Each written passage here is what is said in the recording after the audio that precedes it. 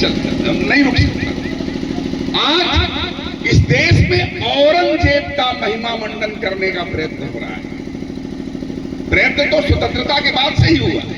स्वतंत्रता के बाद जो सरकार आई उसने दिल्ली में औरंगजेब रोड बनवाया, दिल्ली में तुगलक रोड बनवाया, दिल्ली में लोधी रोड बनवाया, कश्मीर में मुगल रोड बनवाया, दिल्ली में शाहजहां रोड बनवाया। भारत के किसी मुसलमान की शिरा में औरंगजेब का खून नहीं है। मैं दावे के साथ कहता हूं, शाहजहां का नहीं है, तुगलक का नहीं है, लोधी का नहीं है। ये आक्रांता थे, लुटेरे थे, विदेशी थे।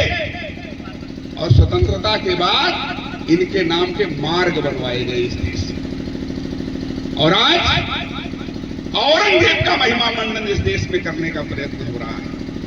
औरंगजेब का महिमा मंडन, बाबर का महिमा मंडन करने का प्रयत्न इस देश में हुआ।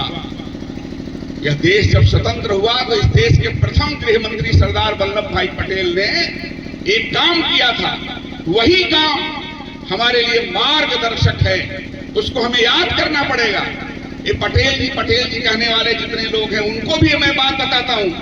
सरदार वल्लभ भाई पटेल जब उप प्रधानमंत्री के रूप में अपने गृह प्रांत गुजरात की यात्रा पर गए तो उन्होंने सोमनाथ का खंडहर देखा समुद्र के किनारे, और उप प्रधानमंत्री के हैसियत से, गृह मंत्री की हैसियत से, और वह गए और सोमनाथ का जल हाथ में लिया और संकल्प किया कि मैं इस सोमनाथ के खंडहर पर भव्य सोमनाथ के मंदिर की पुनर्प्रतिष्ठा करूंगा। और यह भी कहा कि मैं यह शपथ हिंदू होने के नाते नहीं ले रहा, मैं एक स्वाभिमानी संप्रभु देश का प्रथम गृह मंत्री हूं। मेरा कर्तव्य बनता है।